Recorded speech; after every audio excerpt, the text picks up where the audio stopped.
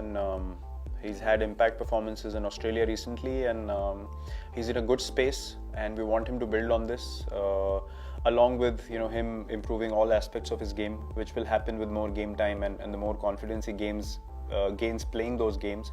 So yeah, that's how we look at Rishabh. He's come along very nicely after the IPL. He came to Australia.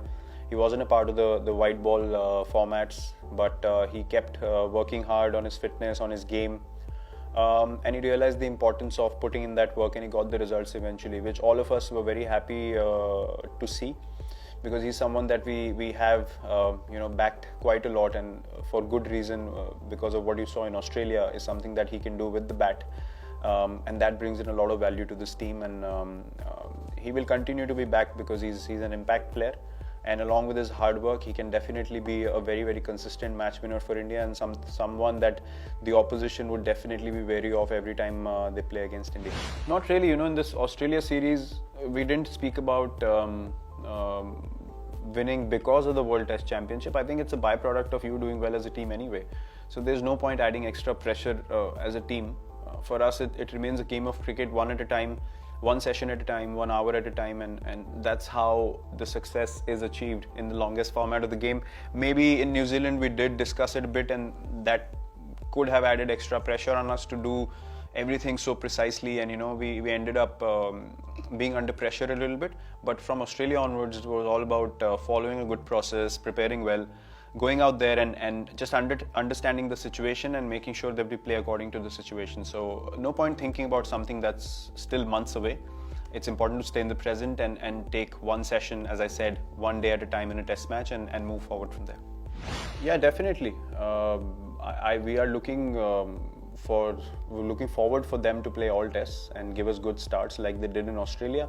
And something, if you look at the test that we won, was the reason behind us, being in very strong positions because of the kind of starts we got. So that's in Test cricket. That's a very, very important factor, and Rohit and Shubman both provided us with that.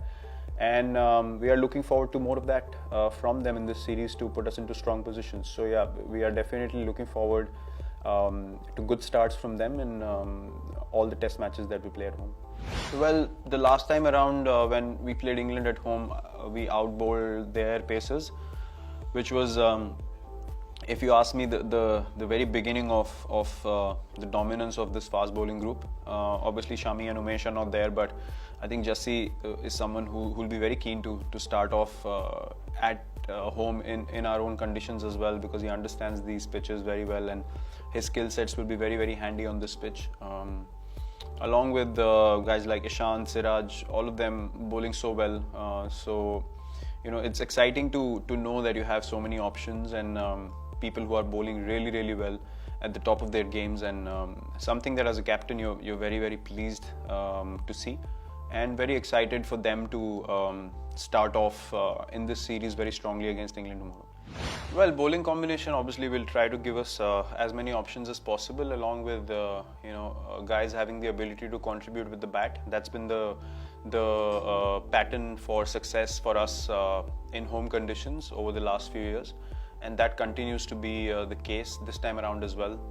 The pitch is a normal Chepauk pitch, quite a nice batting track with spinners getting assistance eventually in the game.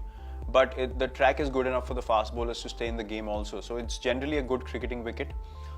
Something that we saw in the last series that we played against England. The pitches were quite good, and they were good for cricket overall. And the matches were not won inside 2 days or 3 days. They went the distance most of the times, and yeah, it was a hard grind, but something that we as a team enjoy doing, and an example of which you saw in Australia recently as well. So yeah, the combination that we have played in the past, where guys can bowl and bat as well, is something that's going to be at the forefront of our plans. Well, firstly, a big congratulations to Joe. Playing 100 tests is no small achievement, and he can be very proud of being in this journey and still continuing to do so. He's got many years of cricket still left, so a huge congratulations on that. Joe, I have good memories of watching Joe come onto the international scene. Probably got off to a head start compared to all the other three in that group of four that you mentioned, and someone that has really come out of England and become that face of England's batting over the years. Yeah, look, the talk of Big Four and all that, I think all that is created by the media. You understand that as international cricketers, you understand impact players when you see them, and Joe's been one of them for a while now. And as opposition, you always try and disrupt the opposition's batting plans, and Joe is always, when we play England, is that vital wicket that we look to get early on in the innings, and that's a compliment to his game, to the longevity, to consistency over so many years. He's got a great game, understands situations really well, and keen understanding of the game. We have spoken a bit more in the last couple of series that we played than we have in the past. And yeah, hopefully in the future we can sit down and have a nice long chat about how the journeys have gone on, and playing against each other for so many years. But I'm happy for him. I'm really pleased to see that he's played 100 tests and many more to come. So big congratulations to him.